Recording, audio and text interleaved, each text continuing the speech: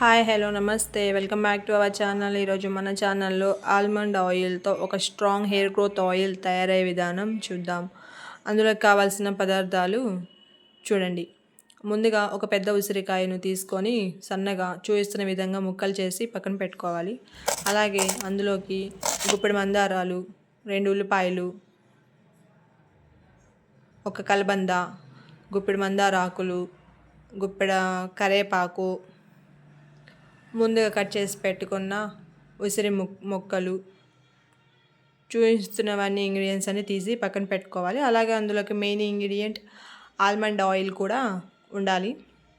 తర్వాత ఒక ప్యాన్ పెట్టుకొని ఆల్మండ్ ఆయిల్ పోసేసి హాఫ్ కప్ కలోంజీ వేసుకోవాలి.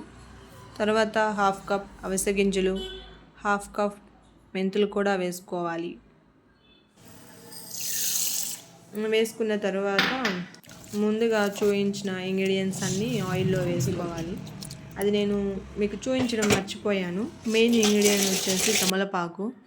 అది కూడా 2 లేదా 3 తమలపాకులు కూడా ఆయిల్లో వేసుకొని బాగా కాచుకోవాలి.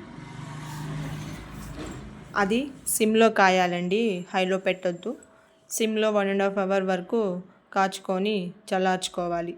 చూపించిన విధంగా ఆయిల్ అనేది ప్రిపేర్ చేసుకోండి.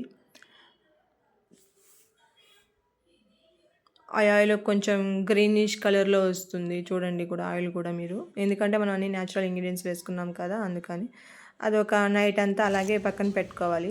మార్నింగ్ లేచి అది ఫిల్టర్ చేసుకొని ఒక బాటిల్లో స్టోర్ చేసుకోవాలి. అంతే, ఎంతో strong hair growth almond oil ready.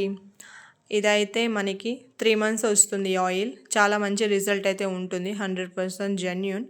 So మీరు ఒకసారి ట్రై చేయండి. ఈ ఆయిల్ అయితే చాలా బాగా వర్క్ అవుతుంది. Thank you for watching.